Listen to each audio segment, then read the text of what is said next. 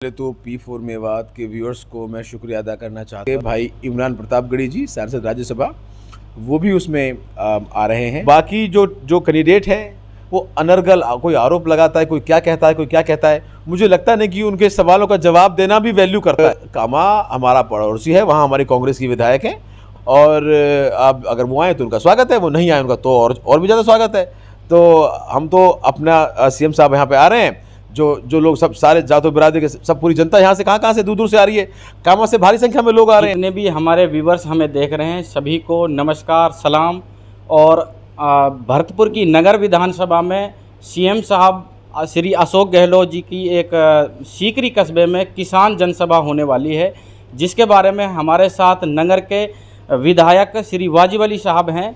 उनसे हम बातचीत करने की कोशिश करेंगे और जानना चाहेंगे कि सीएम साहब की जो ये किसान जनसभा होने वाली है, विधायक साहब क्या इसका उद्देश्य रहेगा और लोगों को आप क्या कहना चाहेंगे। जी, सबसे पहले तो P4 मेवात के व्यूअर्स को मैं शुक्रिया अदा करना चाहता हूं और आपका शुक्रिया अदा करना चाहता हूं कि आपने अपने साथियों से जुड़ने का हमें मौका दिया। 15 तारीख जुमेरात को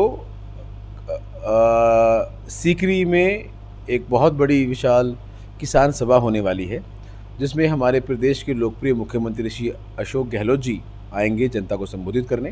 उसके अलावा हमारे ज़िले के जो मंत्रीगण हैं, जो साथी हमारे विधायक हैं, वो लोग भी उसमें शिरकत करेंगे। और हमारे अल्पसंख्यक प्रकोष्ठ के जो राष्ट्रीय अध्यक्ष हैं कांग्रेस के भाई इमरान प्रतापगढ़ी जी सांसद राज्यसभा, वो भी उसमें आ रहे हैं। और इसका एक मकसद तो ये है कि जितने विकास कार्य नगर विधानसभा में ऐतिहासिक विकास कार्य जो हुए हैं, उनके लिए हम पूरी जनता, नगर की जनता मुख्यमंत्री जी को शुक्रिया अदा करना चाहती है, धन्यवाद देना चाहती है। और बहुत सारे कार्य ऐसे हैं जिनका लोकार्पण होगा, उद्घाटन होगा और मुख्यमंत्री जी को भी नगर की जनता से एक रूबरू होने का अवसर प्राप्त होगा। बतौर मुख्यमंत्री जी बहुत दिन बाद वो हमारी विधानसभा में आ रहे हैं और जितने विकास कार्य इस बार हुए हैं, पूरी विधानसभा की जो पूरी जनता है, सबका बहुत मन है कि दिल से उन्हें 15 तारीख को सीकरी पहुंच के उनका स्वागत किया जाए, उनका सत्कार किया जाए, उन्हें धन्यवाद प्रेषित किया जाए। और अगर जो क्षेत्र में छोटी मोटी समस्याएं अगर और हैं तो भारी तादाद में वहां पहुंच के उनसे अवगत कराया जाए। और प्रदेश के मुखिया हैं, उन्होंने सभी वर्गों को अब राहत दी है इस कार्यकाल में। तो हम सब मिलके कोशिश में हैं, गांव-गांव जाके लोकल जनता से संपर्क कर रहे हैं और बहुत बड़ा उत्साह पूरी जनता में नज़र आ रहा है। और मुझे पूर्ण रूप से उम्मीद है कि भरतपुर ज़िले की सबसे बड़ी सभा 15 तारीख को मुख्यमंत्री अशोक गहलोत जी के आगमन पे होगी। जी विधायक साहब, आपकी जानकारी में कितने मंत्री जो हैं आपकी जानकारी में, आप बताएं कि कौन कौन यहाँ पे पहुँच रहे हैं इस सभा में। देखिए, हमारे ज़िले में 4-5 मंत्री जो हैं, हमें उम्मीद है सबके सब लोग जो है कि कांग्रेस पार्टी की रैली है वो लोग आएंगे। और हमारे साथी विधायक हैं, उनसे सबसे बात हुई है तो 10-12 जो है मंत्री और विधायक जो है, मुझे उम्मीद है जो हमारे मिलने वाले हैं साथी आसपास के जो लोग हैं, वो इस सभा में शामिल होंगे। इसके अलावा जो पार्टी के बड़े पदाधिकारी हैं और हमारे बड़े भाई इंताज खान जी जो ऑस्ट्रेलिया से आ रहे हैं, वो भी 13 तारीख को शाम को पहुंच जाएंगे। उनके साथ वहाँ के जो विक्टोरिया स्टेट के लीडर ऑफ अपोजिशन है मैथ्यू गाय साहब, वो भी पधारेंगे। और 1-2 लोग और बाहर से भी गेस्ट आ रहे हैं। तो बहुत बड़ा उत्साह हमारे सब मिलने वालों में और यहाँ की जनता में मुख्यमंत्री जी की मीटिंग को देख के लग रहा है। और सभी लोग दिल से उनका शुक्रिया अदा करना चाहते हैं। और आप लोग देखेंगे कि एक ऐतिहासिक मीटिंग हमारे यहाँ होगी। और मैं आपको आज ये दावे के साथ कहता हूँ, जनता की उम्मीद के साथ, नगर विधानसभा की तो ये अब तक की सबसे बड़ी मीटिंग होगी और मुझे लगता है कि भरतपुर की भी अब तक की सबसे बड़ी मीटिंग होगी। जी विधायक साहब, कुछ आंकड़े भी लगा रहे हैं लोग, कुछ घोषणाएं हो सकती हैं सीएम साहब के द्वारा इस। निश्चित तौर पे जब सीएम साहब आते हैं तो कहीं ना कहीं कुछ ना कुछ राहत जनता को देकर जाते हैं। हमारे यहाँ बहुत सारे इश्यूज़ हैं अभी भी पेंडिंग, जिन पे और काम होना बाकी है। पानी की एक बहुत बड़ी समस्या है कि सिंचाई का पानी, उसके लिए कुछ लोगों के सुझाव हैं, जनता की डिमांड है, हम उनके समक्ष रखेंगे। कुछ रोड्स के मुतालिक जनता की डिमांड है। कुछ पुलिस प्रशासन या एडमिनिस्ट्रेशन में कई जो कमियां हैं, जो खामियां हैं, उनके मुतालिक जो है हमें लोगों ने जो हमें सजेशन दिए हैं, वो हम मुख्यमंत्री जी के समकक्ष रखेंगे। और जनता की आवाज़ ही सुनने वो आ रहे हैं खुद चल के नगर विधानसभा के अंदर। और स्कूल्स पे या कॉलेजेस में जो लोगों के सुझाव हमारे पास आ रहे हैं कि मुख्यमंत्री जी के समकक्ष इस क्षेत्र की ये मांगें रखनी चाहिए। हम उनसे भी उन्हें अवगत कराएंगे और हमें पूर्ण रूप से उम्मीद है कि कुछ ना कुछ घोषणाएं हमारे क्षेत्र के लिए होनी चाहिए।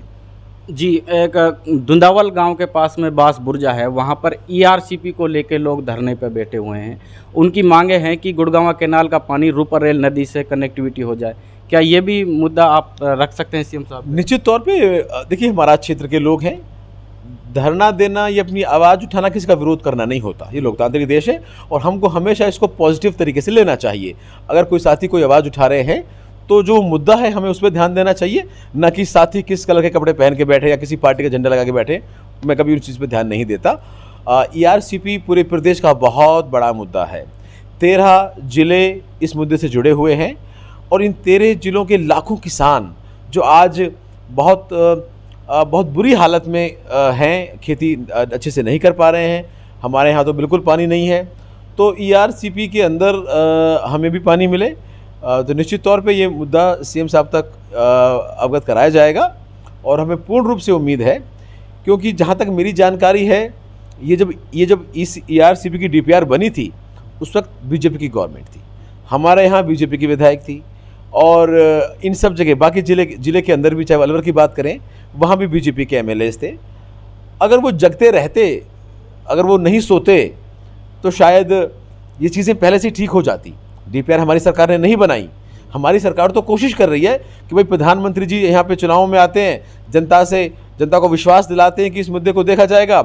जल संसाधन मंत्री हमारे राजस्थान से हैं और राजस्थान ने 25 की 25 सीटें बीजेपी को दी, लेकिन केंद्र सरकार ने इस मुद्दे को, इन 13 ज़िले की लाइफलाइन को गड्ढे में पटक दिया। हम तो खुद उनसे डिमांड करते हैं, कोशिश करते हैं। मुख्यमंत्री जी ने कई बार कहा कि बीजेपी के साथियों से, एमएलए से, आप दिल्ली चलिए, हम आपके साथ चलने को तैयार हैं ज़िले की इन मांग करने के लिए, क्योंकि मांग जनता की है, किसी पार्टी की नहीं है।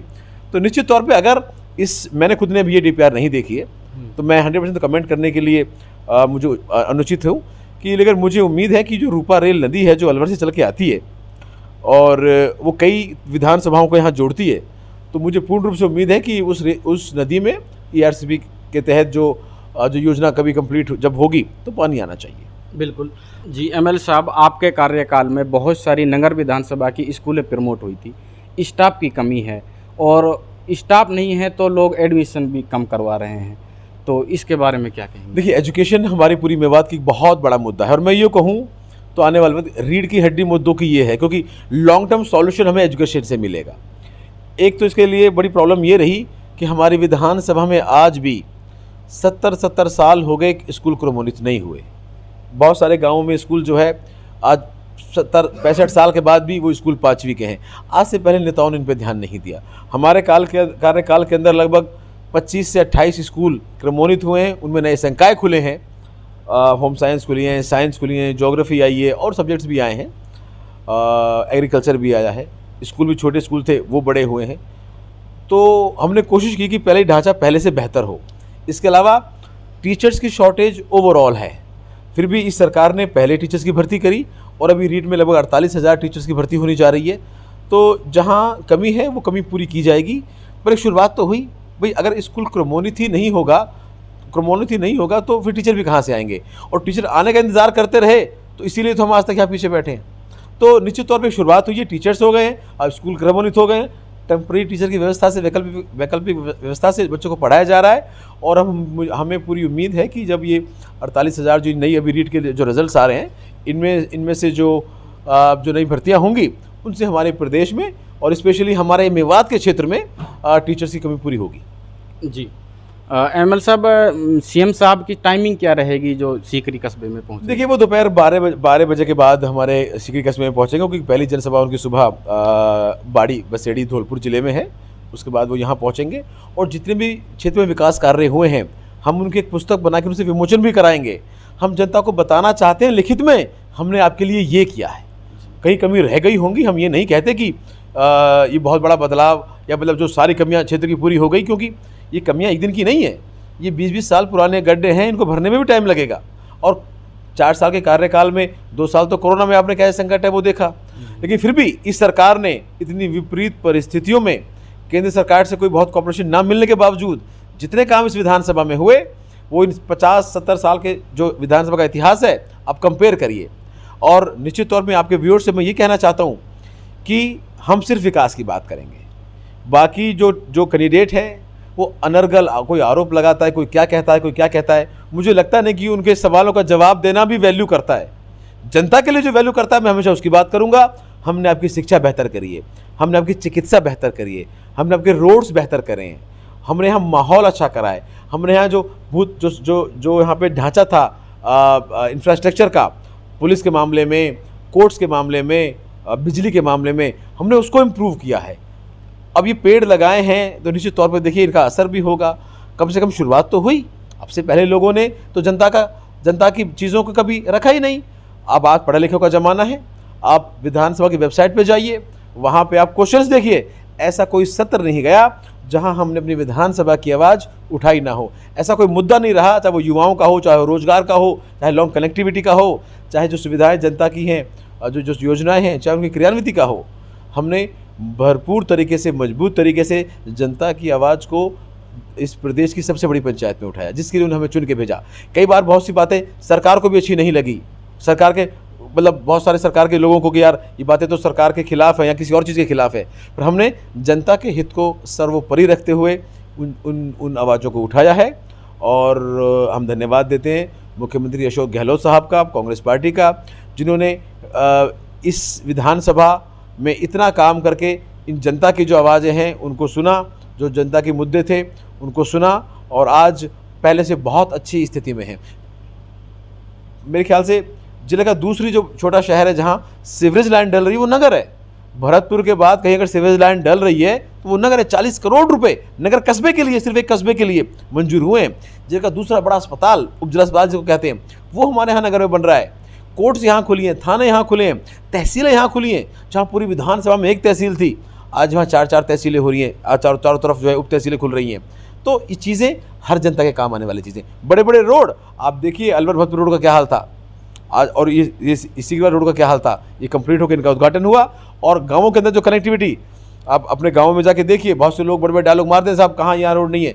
जो रोड 20 साल में नहीं बने, उनको बनाने के लिए कुछ आपको टाइम तो चाहिए। कोरोना काल के अंदर हम बहुत ज़्यादा रोडों पे काम नहीं कर पाए, लेकिन इन 2 सालों के अंदर जो रोडों पे काम हुए, गांव से गांव जुड़े हैं, सबकी लिस्ट छपवाकर हम अभी विधानसभा में आपको डिस्ट्रीब्यूट करवाएंगे। और आप आकलन करिए, पहले यहाँ क्या था, आज यहाँ क्या है। और हम विकासशील देश में बहुत पिछड़े हुए ज़िले से आते हैं, चीज़ें बहुत चरमराई हुई हैं, तो इनको ठीक करने में टाइम भी लगेगा।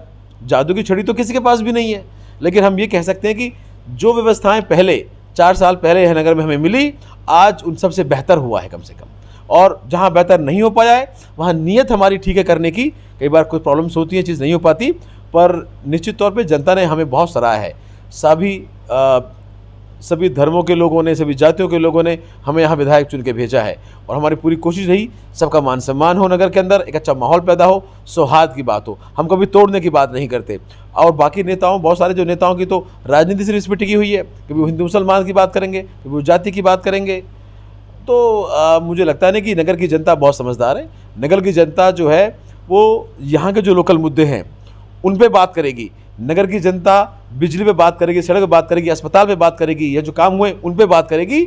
और इनके जो नकली एजेंडा हैं, इनको कर्नाटक की तरह वहाँ पे बीजेपी ने कोई कसर नहीं छोड़ी, हिजाब पर बैन लगाया, कभी जो है आरक्षण ख़त्म किया, और पता नहीं क्या अनर्गल जो है कि वो मुद्दे बनाए। पर वहाँ की जनता ने उन मुद्दों को नकारा। और प्रदेश के अंदर कैसे ओपीएस या हेल्थ व्यवस्थाएं, ये जो हमारी स्कीमें हैं कांग्रेस सरकार की, जो उद्देश्य हैं, उनका साथ दिया। इसी तरह यहाँ की जनता भी, इस बार सरकार रिपीट होने जा रही है, कांग्रेस सरकार। माननीय अशोक गहलोत जी ने इस विधानसभा के अंदर बहुत काम किए हैं, और हमें पूर्ण रूप से उम्मीद है कि जनता काम पे वोट करेगी, ना कि किसी जाति पे, ना कि किसी धर्म पे। जी एमएलए साहब, एक आने वाले चुनाव के बारे में भी क्वेश्चन कर लेते हैं। लोग अटकलें लगाते हैं कि विधायक साहब कामा से चुनाव लड़ सकते हैं, क्या कहेंगे विधायक साहब? देखिए, कामा ही क्यों, रामगढ़ क्यों, ये क्यों आदमी कहाँ चुनाव लड़ने जाएगा, जब ये मेरा घर है। मुझे यहाँ की जनता ने अपार अपरम प्रेम दिया है।